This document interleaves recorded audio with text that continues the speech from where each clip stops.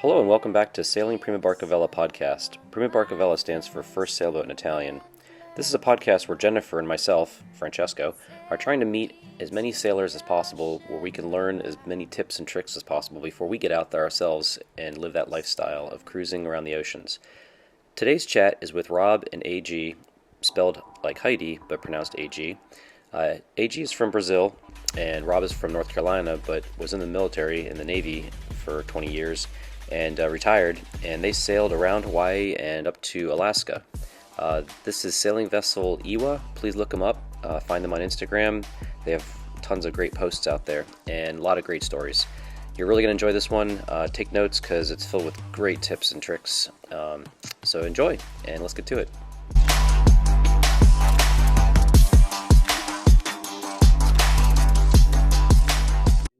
Unmute and then start video.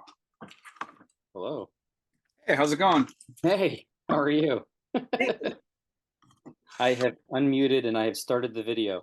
Yeah.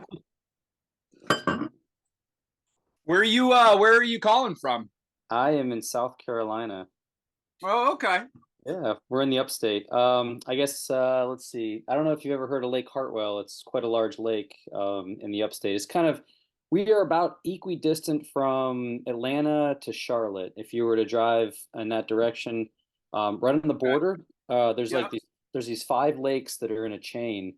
It starts with Lake Jocassee, then it flows into Lake Kiwi, then Lake Hartwell, and it's got about 1,000 miles of shoreline. It's this huge lake. It's awesome.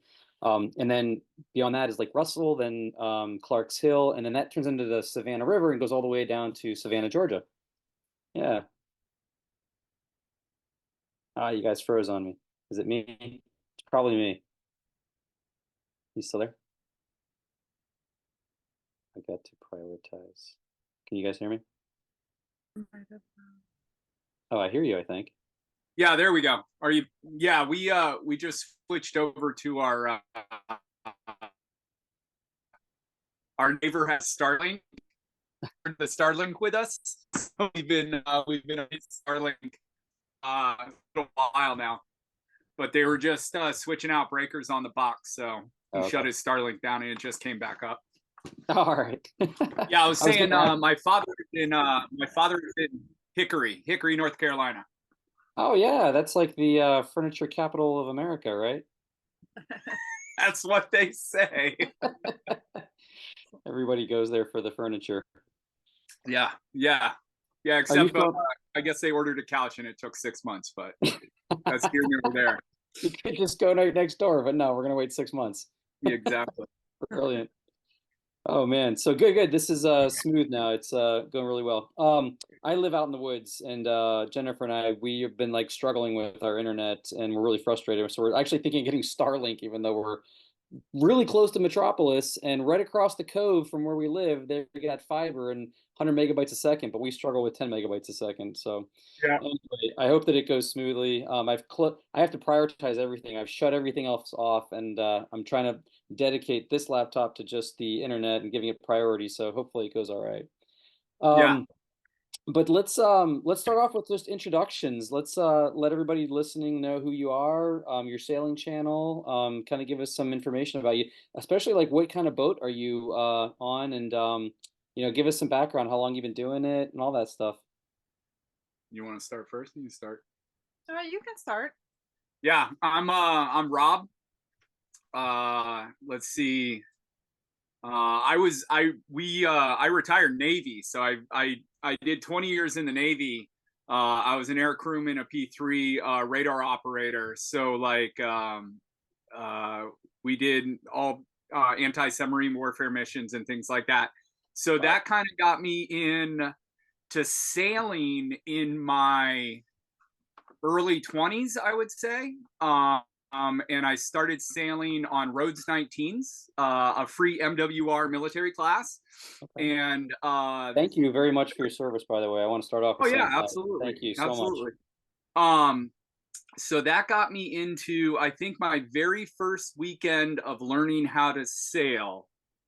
I went out and bought a boat. I bought a little Capri 18 day sailor. And I started learning to sail in my mid-20s. I had the little Capri 18.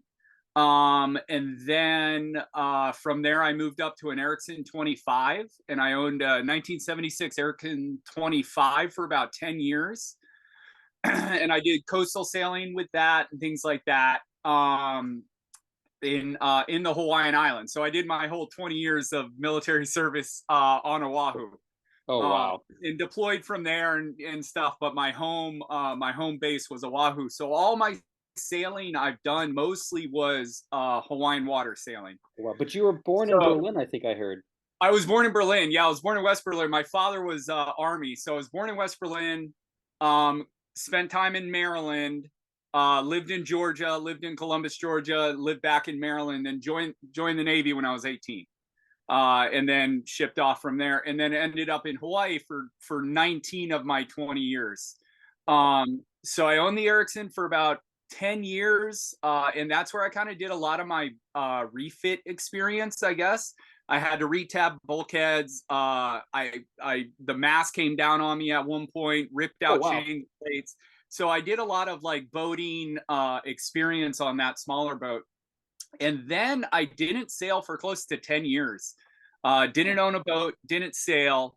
I was paddling a lot, one-man canoe paddling, six-man canoe paddling, canoe surfing, canoe sailing, things like that. And then in 2021, we decided to start cruising. We decided to kind of cut out.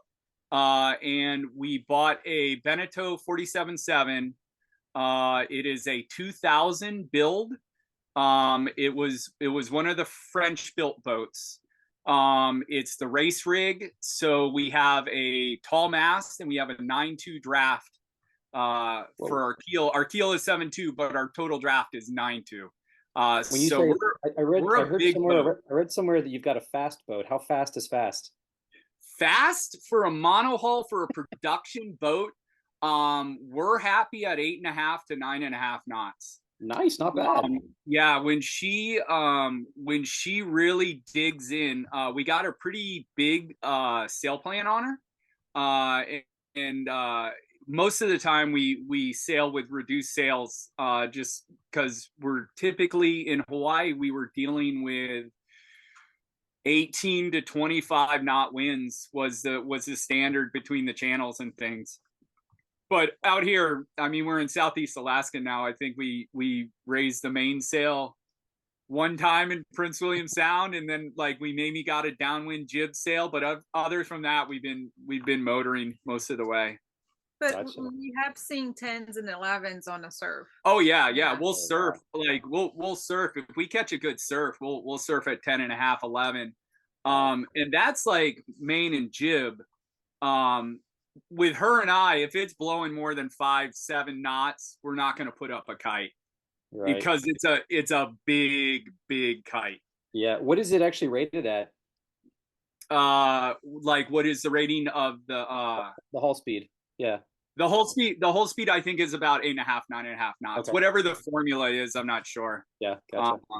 But yeah, probably around 8.5 to 9.5. Very cool. So that was all that was kind of everything up to 21 when we bought. And then AG? Well, I'm AG. That's Heidi pronounced in Portuguese. I'm from Brazil originally. Born and what part of Brazil? São Paulo. I have family in São Paulo. Oh, really? Yeah. Brazilians or they're my uncle went there. My mom and my uncle were the only two that left Italy out of 9 children, and my uncle went to Brazil in São Paulo, and my mom came to America, and so that's the only of the uncles and aunts that left. And he was in Brazil, and he started his whole family. He's got a very large family there, but he's passed away now. Maybe it's 10 years now. But we've been trying to get there for a long time, and it's a hard place to get to because it's so far to go for us, and we want to go there for more than just a week because it's a wonderful place to go. So we've been making too many excuses, but I think I'm probably going to end up sailing there before I actually fly there.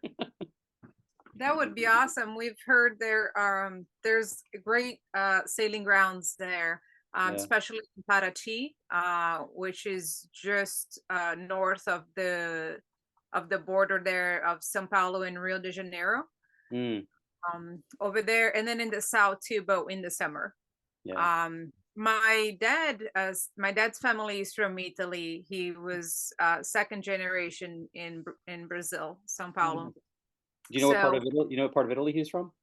I think he was from the north, Bonizo. Okay.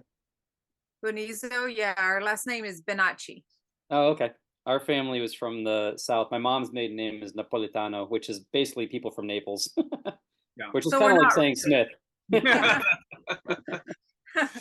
Anyways, well, and then eventually I moved to the US, and then I moved to I was in Utah for 13 years, and I moved to Hawaii in 2016. And that was to Maui first, and then to Oahu, where I met Rob. And then we were living together for a while before COVID hit, and we decided that we were going to watch some YouTube videos on the internet.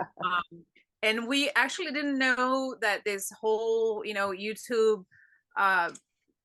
universe existed, was going on. And then we just stumbled upon Dallas and, Yeah. all of those channels. And we're Yeah. like, well, we can do this. yeah.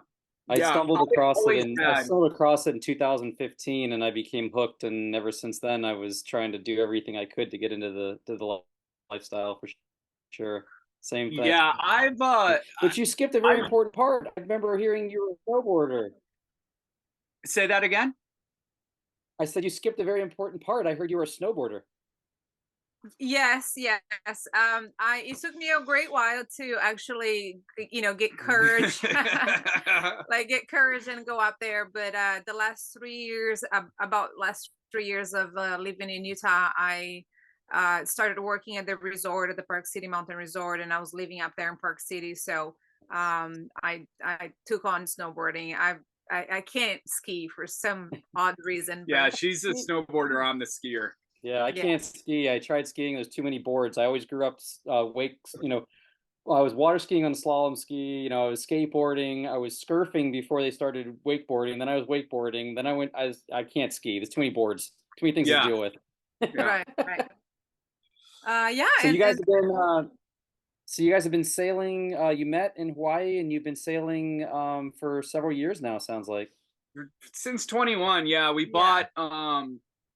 Yeah, we kind of did the whole, sell everything you own, and it's a tough transition. It's hard to really really part with all your things, and it's a big psychological step.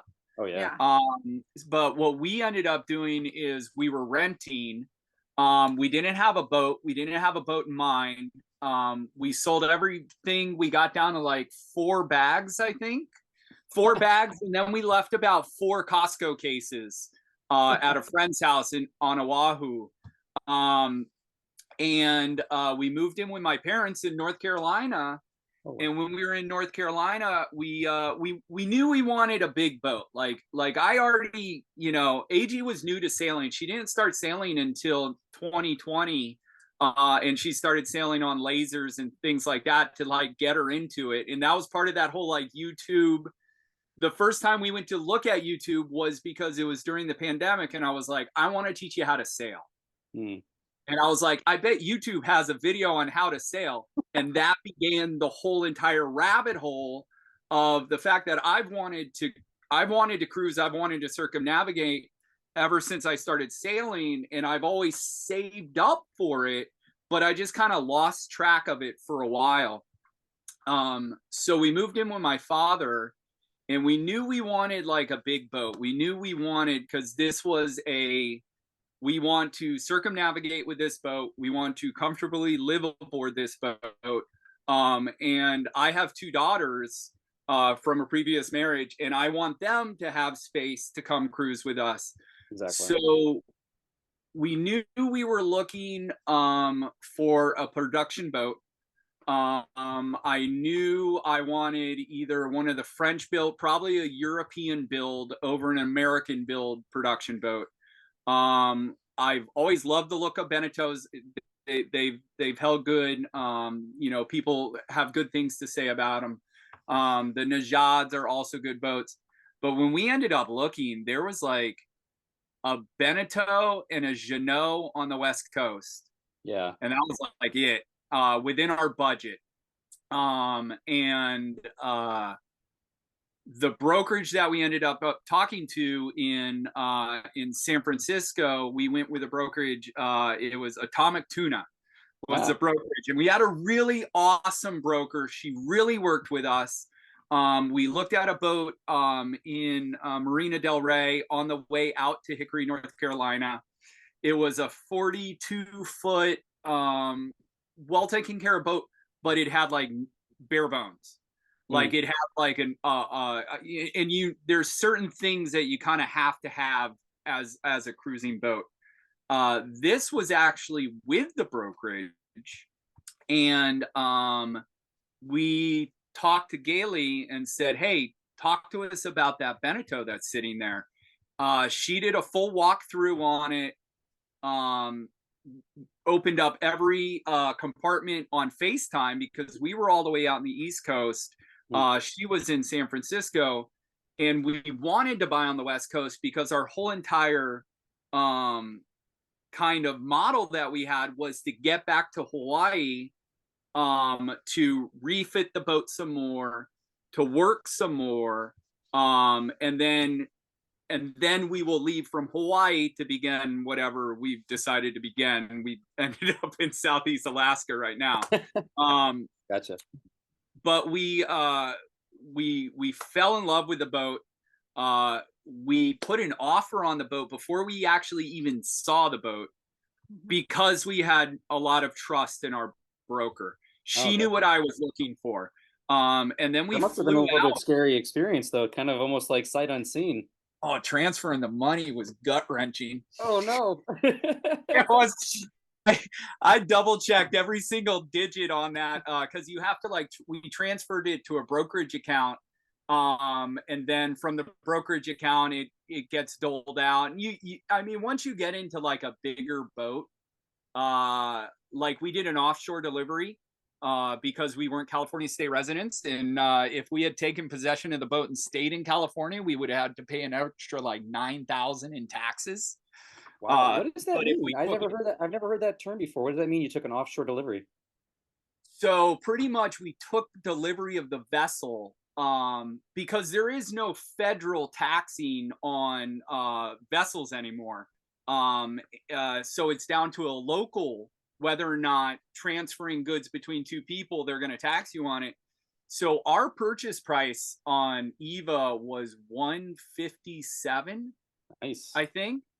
So we would have paid a hefty sales tax on that if California said, "Hey, you're a resident now." Right. So pretty much what we had to do is we had to leave California within 6 months. Okay. Yeah. We could have gone down to Mexico. But so the brokerage worked with us getting a captain, which we paid for. Yep.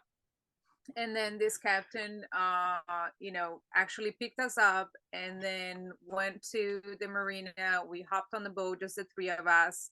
We had a newspaper and we went 3 miles out. Yeah.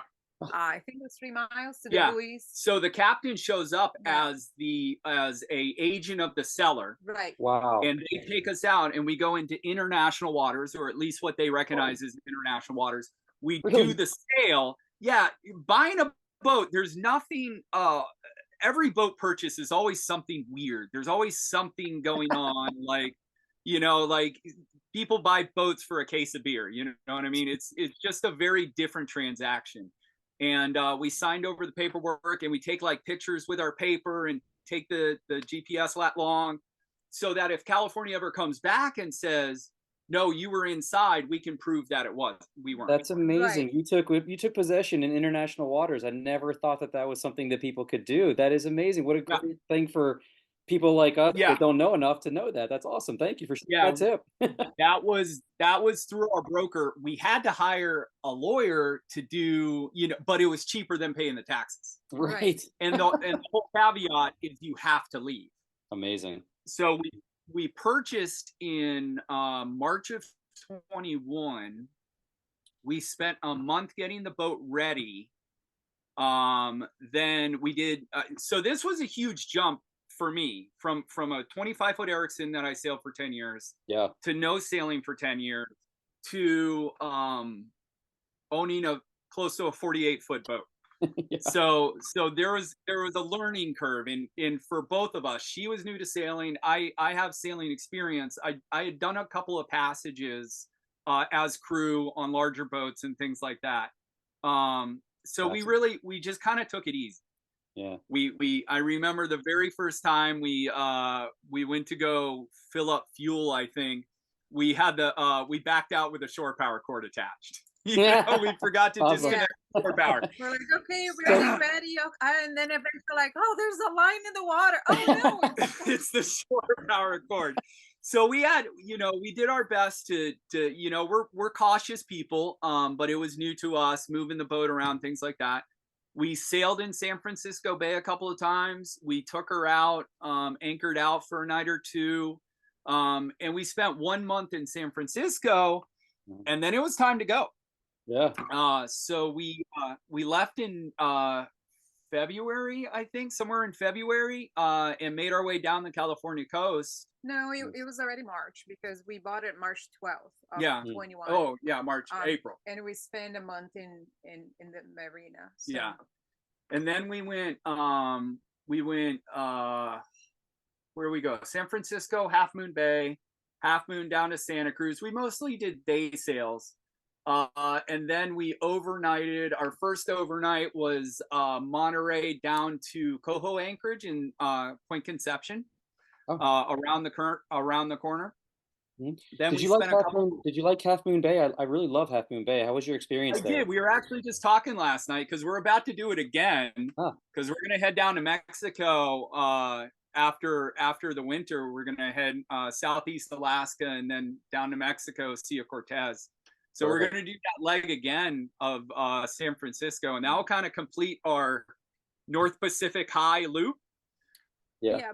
Since we stopped so many places going down the first time, we were talking about it if we would stop at Half Moon Bay since we liked it, but we're not going to stop in too many places. We're just going to go direct to San Francisco. Yeah, we're gonna stop in Astoria. Yeah, in the Columbia River. So we're gonna take her into the river, and then visit some family, and then probably San Francisco, and then probably like down to Catalina or the Channel Islands. Yes. So as far as the receipts that Rob mentioned, it was the instructions of the brokerage to keep the receipts along the coast for if, in the foreseen future, if we needed to prove that we were moving along and that eventually we had receipts maybe for diesel or whatever outside of the state to prove, because we had to move, we had to boogie. Yeah, so we made our way down to San Diego and then left on the Hawaii Passage from San Diego. So we did that one in 17 days. So I was going to ask you, so 17 days, for those of us that aren't experienced on that side of the world, it took you 17 days to go from San Diego to Hawaii? Yeah, to Big Island. We went San Diego to Big Island. It was considered a fairly fast. Yeah, it wasn't super fast, but we had a couple, like we were making some good time. And then we slowed down like halfway through, like the wind just died and we were doing like 3.5 knots. It's you're not in a rush. So I've read. Go ahead. I'm sorry. Oh no, I was just gonna say, I think for our type of boat, 14 days would have been really fast. Yeah. But we did it 17.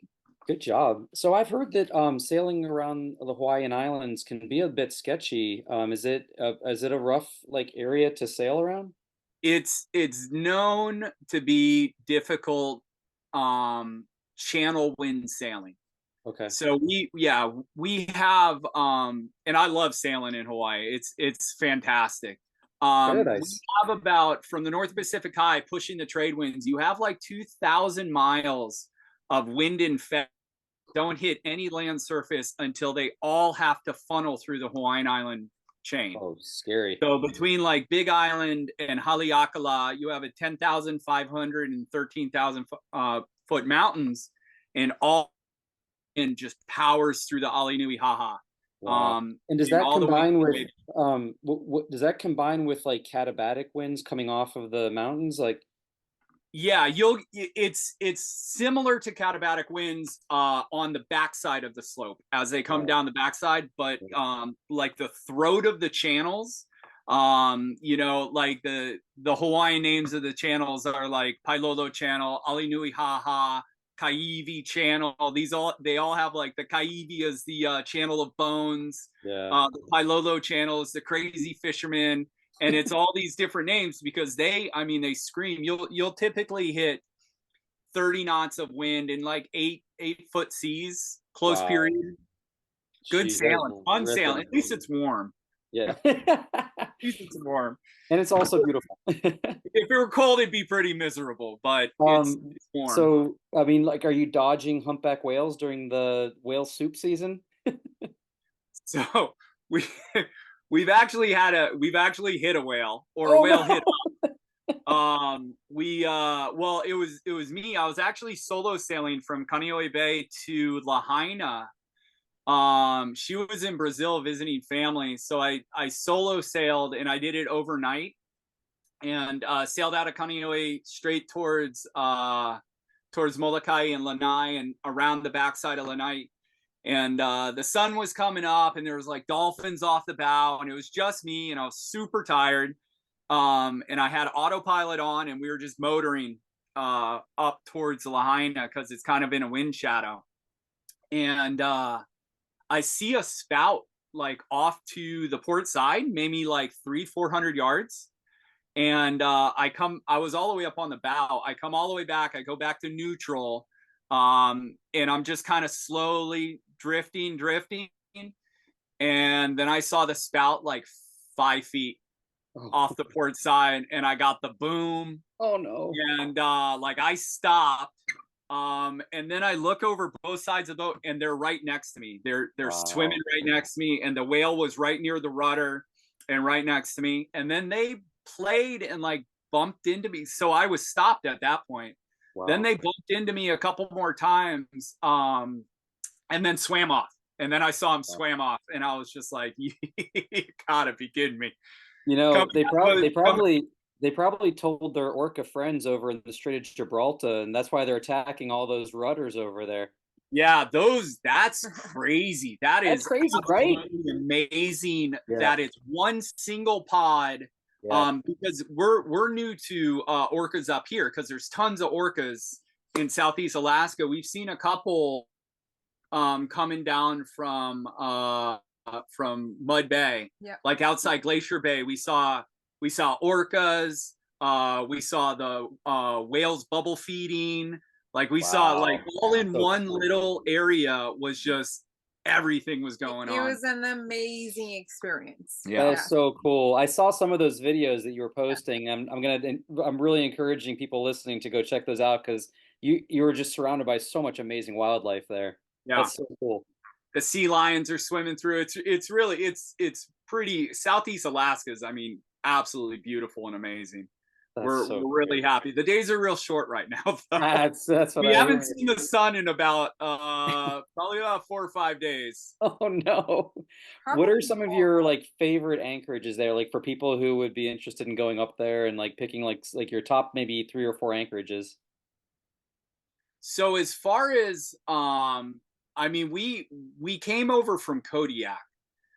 So in summer of 23, Summer of 23, we went Oahu to Kodiak to Seward to Prince William Sound down to Southeast Alaska. And this is where we're going to spend the winter. But like Kodiak was amazing. You are definitely on the far end of the world. Like you can definitely feel like the space.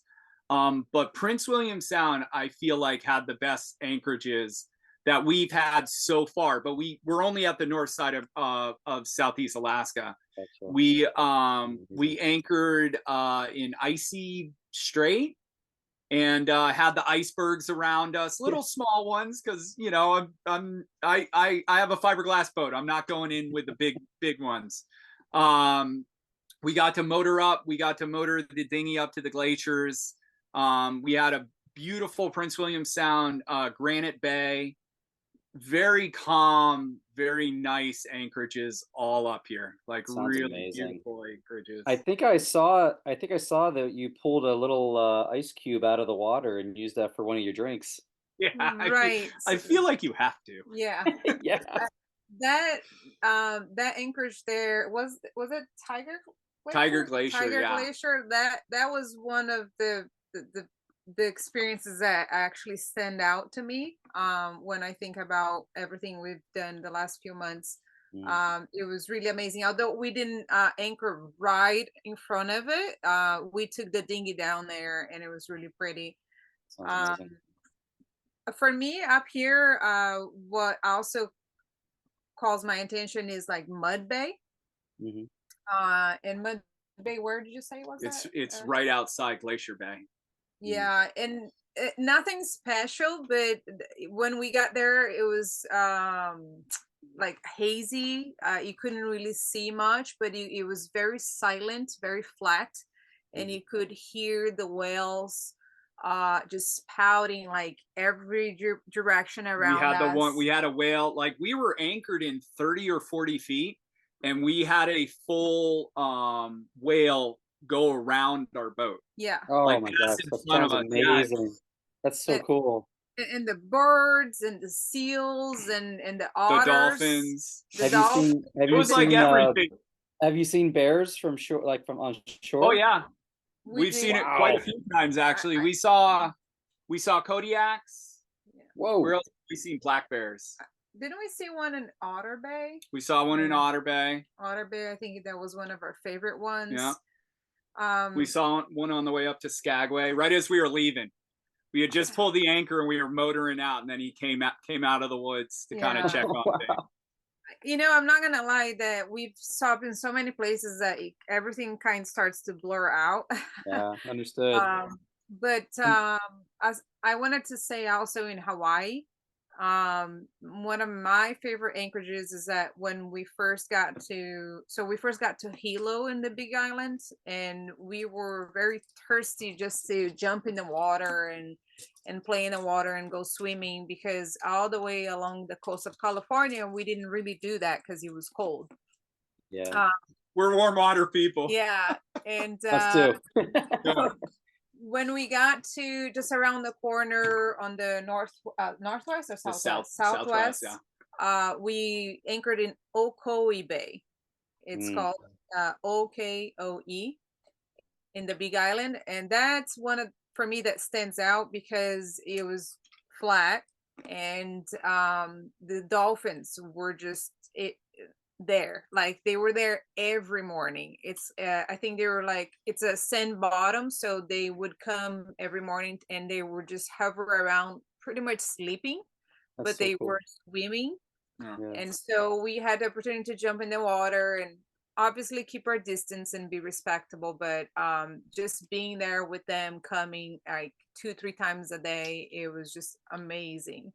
Clear water.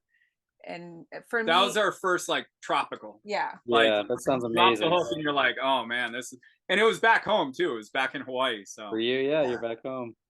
That's my favorite in the Big Island. And I was really surprised with Big Island because at first, you know, I had only seen from land.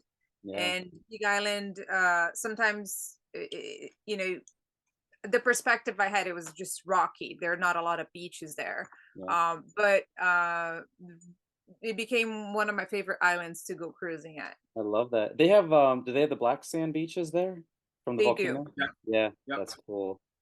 Yeah. That's so cool. And you have, it looks like behind you, you have a little pet there. Oh yeah. You can see her? Yeah, is that Nalu? Nalu? How you say that? Nalu. Yeah. Yeah, she loves her new bed. It's gonna be 2 weeks that she's been on board. And she seems to love it. At least we think so. She's a little wild. Yeah. She's a little wild. She's been running around. She was chewing on my hair last night, waking me up. Yeah. She's a pretty good she's a pretty good boat cat. She's okay with it. That's So cool. far, so good. So far, we haven't moved, so we don't know. Yeah. I mean, but that's one of the reasons we decided to get a cat up here is because we knew we would be, in a stable environment, and we want to get her acquainted to the inside. And then Right. once we start moving, it's going to be mostly flat, and then eventually, Yeah. get her on a heel. Yeah. But today we actually turned the motor on because Rob was changing the oil, and she didn't seem to bother. Oh, good. Because loud noises will startle her. Right. But so we started there. And she gets all the fresh fish she can consume. I mean, cats love the fish, right? Exactly. Yeah, she's on a 20% raw diet. Yeah, nice. But do you guys fish along the way, or do you catch your own Yeah, fish and do you we're almost any of always that? fishing. Yeah. I'm not a spear fisherman or anything like that. We're mostly just pole trolling. Awesome. And then out here, we have our crab pot. Okay. So when we pull into a bay, we'll bait up the crab pot, drop it in the water, and then usually I'll come check on it at the end of the day or before we leave. But down by Hoona, we were pulling up big dungeons, like huge dungeons, every other pot. That's cool. And then we caught some halibut. Oh, cool. I was gonna ask, what's been your favorite that you've caught? I caught that. Well, I had that big Ono. We caught a big Ono, big wahoo, Nice. out in Hawaiian waters. Up here, we've caught some king salmons. The salmons were really good. Yeah. Oh, I'll bet. Cool. Kings. Some small halibut we've caught. Our neighbors up here on Violet Hour, they're big time fishermen. Like they cruise to fish. Oh, cool. So and then they have a nice big deep freezer. We don't have a deep freezer, so we can't freeze a lot of our fish. So we got to kind of eat as we go. I gotta ask because Jennifer is our chef and she loves to know like recipes. Do you have any like specific recipes? She's gonna want to hear that because she loves to be able to think about what she's gonna prepare on the boat. Do you have any specialties? Well, we have some go-tos, but obviously being from Brazil, I have to say it's gonna be the rice and beans. Of course. It's a special rice and beans. It's not, it's simple but not so simple. So I think we have a reel that I've made before cooking the beans. But it's basically the feijoada in a simple way, which is the traditional Brazilian black bean stew. So if we had to choose one, I think we would have chosen that one. And so a bed of rice with black beans, and then you can put whatever you want in it, like as far as meat. But if usually it's beef and pork. And you can choose the cuts. In Brazil, originally they go wild sometimes. Traditionally, they will put even nose, ear, and we don't do that. We keep it simple. Sometimes just sausage, but I think one of the special things for me is just sautéing really nice on very low heat. Some garlic, lots of garlic and onions, and you can choose if you want to put some bell peppers or tomatoes, and then just cooking that like 20 minutes on low heat with a lid and stirring every now and then you can add your meat and then the beans, which we cook in a pressure cooker. So we make it from scratch. It's we don't use canned beans. So in fact, before we left for our passage, we made sure we bought a 25-pound. I think it was 50. 50. I think we got about 45 pounds of beans on this boat right now, still remaining from the passage. We were eating Hawaii Passage food for almost like a year after the Hawaii Passage, so I'm sure we'll have Alaska Passage food for probably another year and a half.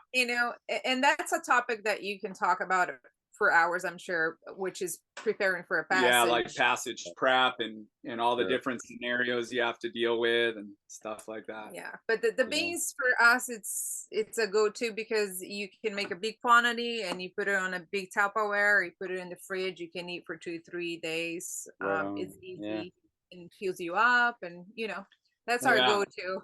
Yeah. And what do you pair it with? What are your drinks that you go to? What are your sundowner drinks or your pairings with the rice and beans? You have to be the caipirinha. Yeah, the British. Ah, there you go, of course. Not British. I was thinking of gin and tonics. We had a gin and tonic last night. I haven't Yeah. had a gin and tonic in a while, and I was like, Well, oh. But I just had my gin and tonic before we started. a warm up. Yeah. Yeah. He had a beer. Yeah. Yeah, but the caipirinha, I taught Rob how to make it, and Nice. not to make it a Brazilian dinner here, but we really like it. He really likes it, and the trick is make it sweet and strong. Yeah, I love those. Those are one of my go-tos as well. I love those. That's fantastic. They're Just curious, how long did it take you to do the passage from Hawaii to Alaska? Did you go straight Oahu to you We said did. Yeah. So we did, that took us 17 days again, right? Yeah. Okay. 16, 17 days. Mhm. We had crew on that one. We brought friends with us. Oh, cool. The Tradewind California to Hawaii passage is, I wouldn't call it an easy passage, but it's one of the easiest long downwind passages you can do.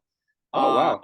The Oahu to Alaska was much more complicated.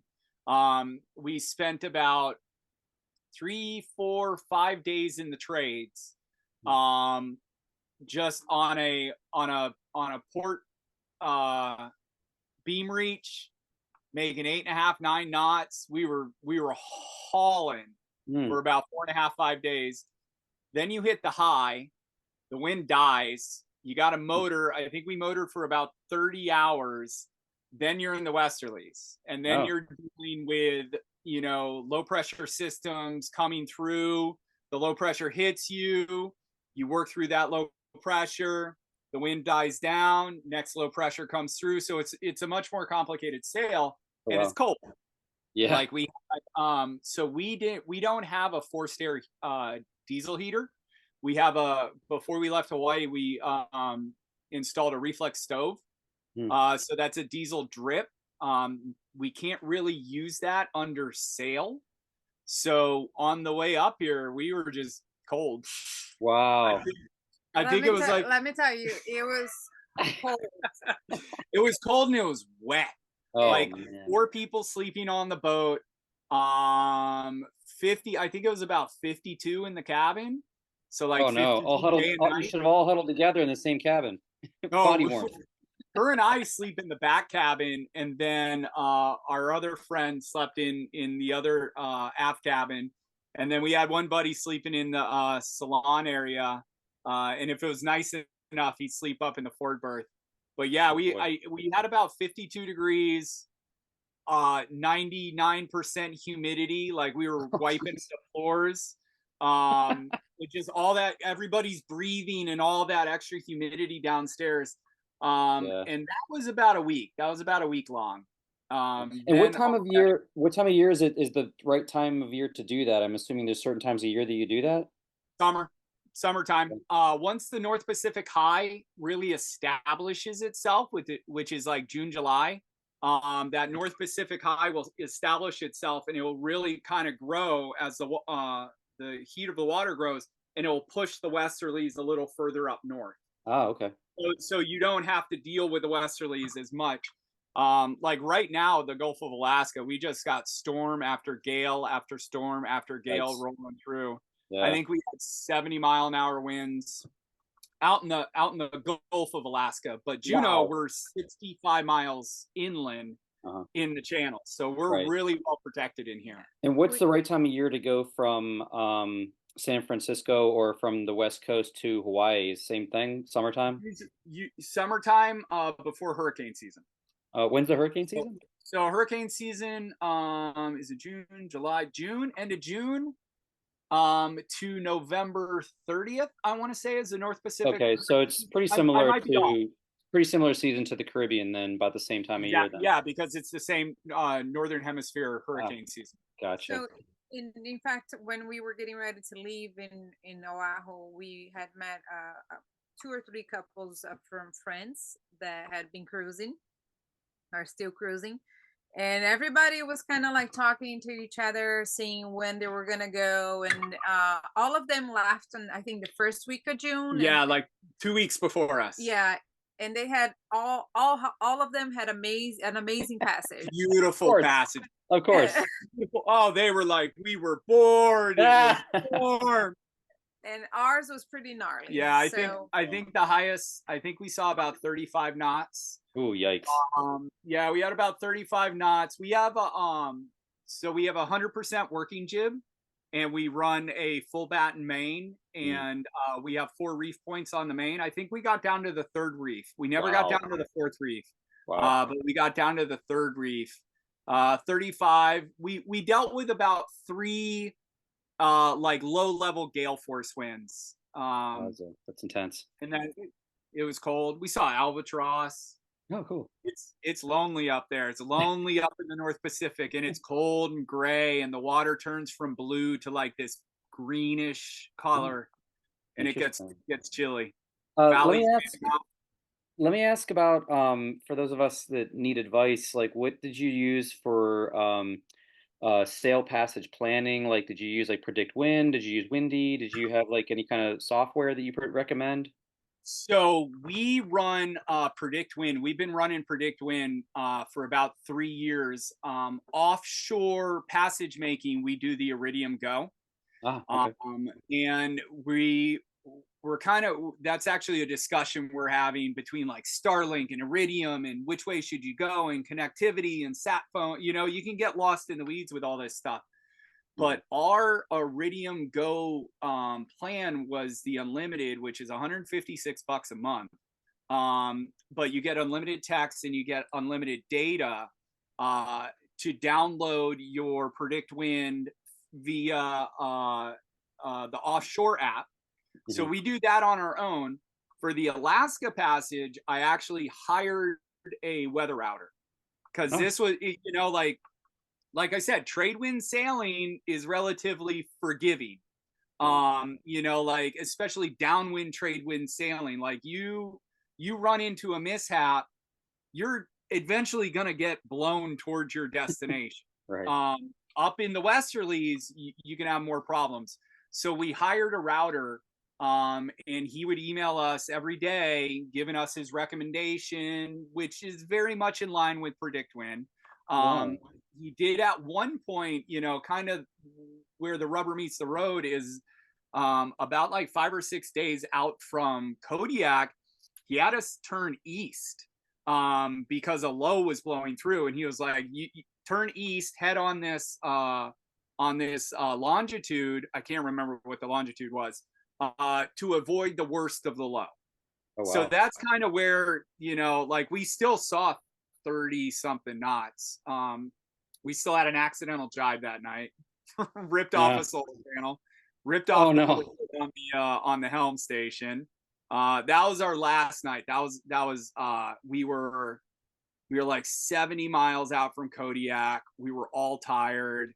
And she just wasn't cooperating. The problem was we were going too fast. And we were already down to the 3rd reef, and we were making too much northern progress to be able to turn west towards Kodiak. But that was kind of where the weather router came in. So typically Predict Wind, Iridium Go. We're discussing on whether or not we want to jump on the Starlink bandwagon. You know, it's got a little upfront cost, but it's also like $150 a month, I believe. Yeah. And then you get internet, and you can still use Predict Wind via the internet. Right. So you're getting all the things, but you're not getting the like GPS tracking. You know, we have the little Predict Wind tracking thing and stuff like that. But sure. So how does one find a route planner? How did you find the person to help you? Where do you go to for something like that? So we friends of ours that we met once again via the glorious internet, P2 Have you heard of them? they- Sailing P2? They got a pretty big Instagram. Oh no, Sailing. yeah, Sailing P2. I love Sailing P2. Yes, I Yeah. know them. I was So just Yeah. we telling met Jennifer, up. I was like, you gotta look at these people are awesome. Everything they post is like amazing. Yeah. We ran up across them in Hawaii, and We met them. we met them and hung out with them, and they used the same weather router when they came from Panama to Hawaii. Yeah, Gotcha. it's Okay. I guess I call it a meteorologist. That's Yeah, what it's a it, meteorologist. yeah, and he's actually in Australia. Yeah. Oh, wow. So this is his. So we paid $500. We paid 500 Yeah. US or You- Australian. U.S. I think. It was about 500 US for the passage from Oahu to Alaska. Oh wow. And he would Okay. email us every day, and he'd keep track of us and said, okay, this is what's coming and things like that. It's very comforting to have, Yeah, I can see that somebody else to tell you what you might anticipate. for So. sure. That's It a nice wasn't- sense of security.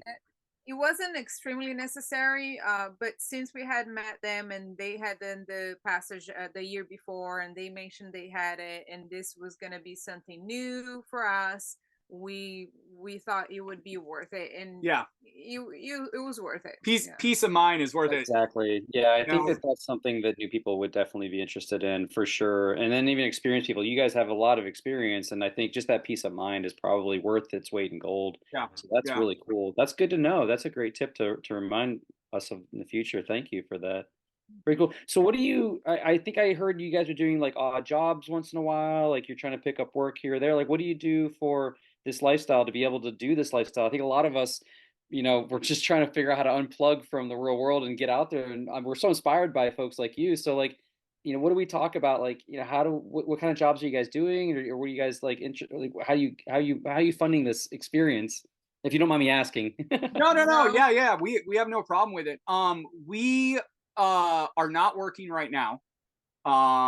We could work right now.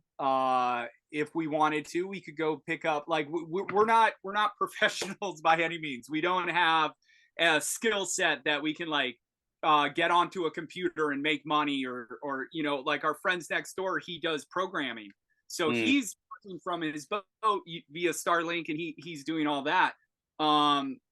We went back to Oahu, and when we went back to Oahu, we both picked up extra jobs. Gotcha.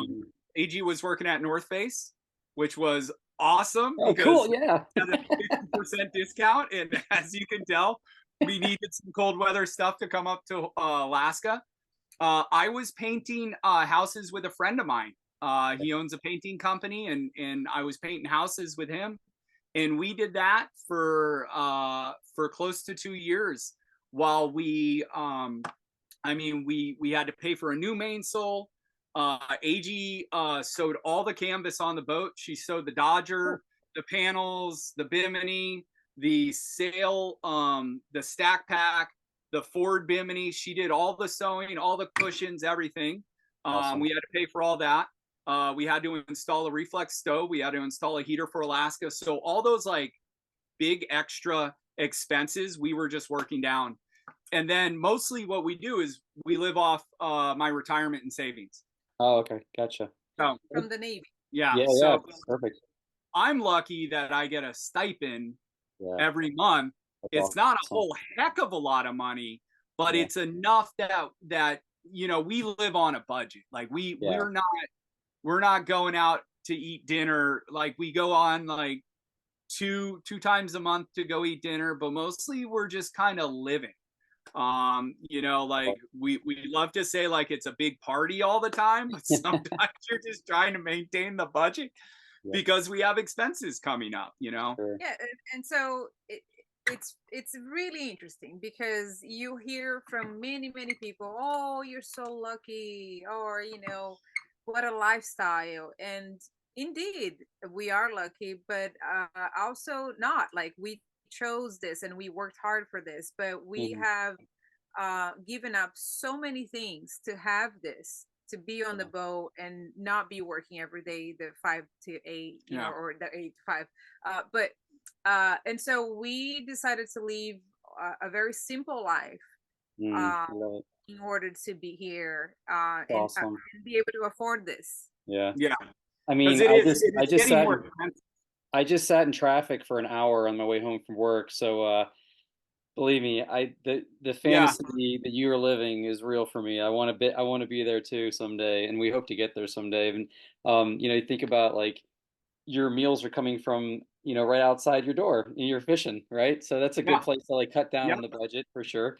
And then, you know, just wherever you can shave off. But the skill set that you're building up, though, when you say that you were sewing so many things, I imagine there's a lot of the local community around you that probably needs that kind of work done too. So that's always something that can be done. But you guys have so many skills that you've built up in just doing this lifestyle. I mean, from everything that you're doing with the boat and maintaining it and learning how to fix and all the systems you have to know. I mean, you have a heck of a skill set there, so that's really cool. But that's so great that you guys are doing what you're doing. I'm so inspired by you guys. This is great.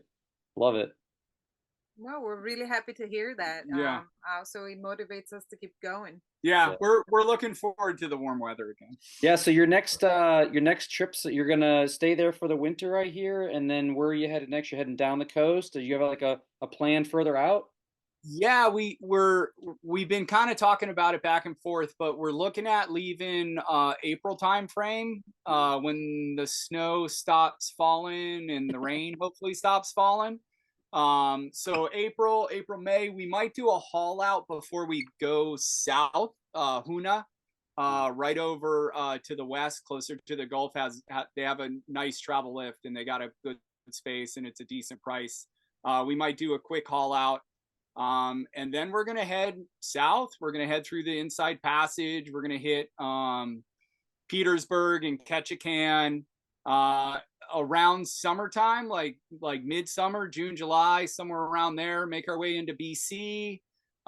We get 3 months, 90 days in BC, so we're kind of gonna goof around there. Make our way down to like the Seattle area. We're gonna install a hydro vane. Oh, cool. Yeah, we've decided that we need to do a wind vane, some type of wind steering system. We've lost autopilot, and when you lose autopilot and you're double handing, it makes it not fun. Yeah, I can imagine. It's not fun to fall asleep at the wheel and realize you got another 4 hours left, and you just got to wake up because you have to hand steer. Because if you fall asleep, you're gonna jibe. Yeah. So A lot of we coffee. lost autopilot. We've lost autopilot on the way. The last 24 hours on our passage to Alaska, we lost our autopilot. Water got in there, shorted it out. We were able to chase the wires down, get our autopilot back. We lost autopilot coming from Prince William Sound the last like 12 hours when it was just her and I. And we ended up hand steering the last like 12, 14, 15 hours, something like that. And then we haven't had any autopilot the whole time we've been in the Inside Passage. We're going to replace the autopilot, and then we're also going to get a wind vane. I've been talking to Hydro Vane, what the setup cost is and things, and we're going to install it before we head down the West Coast. Awesome. That's cool. Because we're going to need it crossing the Pacific. So Gotcha. we're going to head down to Mexico and then Panama, and then from there, probably go around. We have a friend in town. Her husband passed away a few years ago, and they were cruisers. We didn't even realize this. They were living across the street from us for all these years, and we finally found this out. And she called me up the other day, and she said, "I've moved since then." And she said, "Hey, you're a sailor, right?" And I was like, "Well, yeah. I mean, I like to think I am, but I wish I could sail more." She's like, "I've got 2 wind vanes for sale." And I thought maybe I wasn't hearing her right. I was like, wind vanes? I mean, not the thing at the top of the mast. You're talking like the wind decks. Yeah, no. But she said, no, I got wind vanes. I was like, so what kind are they? She said they're monitor wind vanes, and she's selling one of them for 4,500 and one of them for 2,500. And I was wondering, I was like, is this a good deal? That sounds like a good deal. Yeah, the hydro vane setup that I'm looking at is like $7,500. Oh, dang. But here's the thing.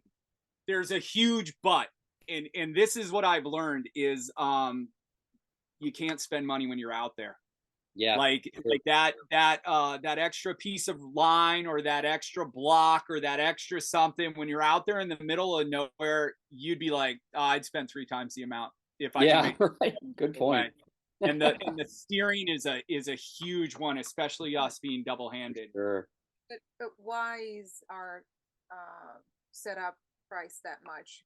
Because it's Well, made- hydrovans. I mean, yeah. hydrovans are kind of they're the bee's knees now. Like Yeah. of the self-steering systems. That's what it sounds like. But they're just really well robust build. But is it made for the Beneteau setup? Well, it's made. You can customize it for any setup. Right. You can customize it for any boat, like So the different arms and things like that. So that's what we would be doing. Yeah. Customizing it. Yeah. Yeah. Very good to So know. I guess that price sounds pretty nice. It's just you would have to see if it fits. That's the your big one. setup. Whether or not That's you what can I'm wondering about. Yeah. I mean, we don't know what boat we're going to have in the future. Right now, we have our little sailboat on Lake Hartwell, and it's a 25.5-foot Hunter. Yeah. It's just for us to dork around on. Yeah. Fun boat. What we do, yeah, it's really fun. What we do is we charter right now. We've been building up experience. I got into it in 2016. I got my first three, certifications so that I could charter. Then I went and got my captain's license, but it's only for lakes and rivers, so I can't really go offshore technically, but we go offshore just, on our own, but now I can't bring anybody, and paying customers or anything like that. Which, I did the captain's license more for just my own experience. I wanted to get that and have that in my back pocket in case in the future we go down that road.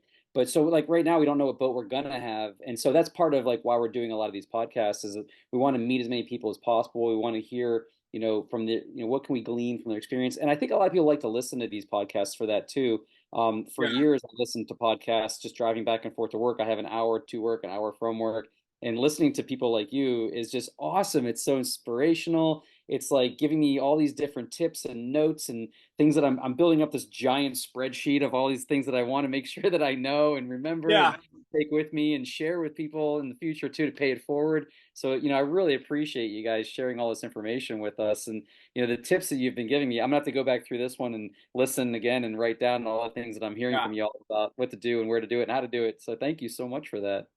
I can tell you the biggest takeaway that I've learned in cruising in the past 2.5, 3 years is you'll figure it out. Like you'll figure whatever the problem is, you'll figure it out because you have no choice. No one's going to solve the problem for you. You're going to have to solve it for yourself, and get in the books, get online. There's YouTube, that self-reliancy, I guess. And it's scary sometimes. Like when you're in charge and you're it. Like you're the answer, you're the tell-all. This is your boat. You're the captain. You're responsible for the safety of everybody on board. You're responsible for getting the ship safely back into port. Exactly. But you'll figure it out. Yeah. You'll make mistakes along the way. Hopefully you don't break anything too expensive and nobody gets hurt, but you'll figure it all out as you get going. I love it. I love it. Well, thank you so much. I want to say thank you so much for having this time with me and sharing your story with everyone. You guys are inspirational. I really appreciate it. Tell everybody where they can find you. We kind of just run our Instagram page now, Sailing Eva, all one word. Yeah. Yeah. So we tried YouTube, man, but we're not built for it. We did YouTube videos all the way up to Hawaii, I think. And then we were just like, man, I don't want to record this. Nobody cares about this junk. No, you guys should. You guys have great energy. You should be on YouTube. Keep doing it. It's an inspiration for all of us. Maybe we're just not good editors. Maybe that's what it is. It does take a lot of time. That's for sure. It does take a lot of time. We'll see. We'll see. Especially now that we're not doing anything. There's nothing to record, really. Yeah. But I just wanted to say it's Sailing Eva, but it's spelled IWA. Yeah, that's right. A lot of people will read it Iowa, but it's Eva. It's the great frigate bird, and that's that name is Hawaiian. Oh, cool! I love that. Beautiful birds. Beautiful birds in Hawaii. That's so beautiful. Cool. That's where we're at. We're on there all the time. That's where I found you. I appreciate it very much. And I know we'll be in India someday. I can't wait to catch up with you again. Thank you so much for this. I really appreciate it. It's going to be fun following you along. I'm eager to see it. Thank you for inviting us. So much. All right. Take care. Bye-bye. Bye. All right, so that's a wrap. I hope you enjoyed this podcast, talking with Rob and AG from Sailing Iwa. Please check them out. They're all over Instagram, Sailing IWA, and you can check us out on sailingpb.com. That's Sailing Prima BarcaVela. And you can see us on Instagram on SV_PrimaB on Instagram. I encourage you to check us out there. We'll be on YouTube as well. And please subscribe, like, and support us. We're also on Patreon. So if you want to see and hear more stuff like this, please help us out and keep us going. Thank you.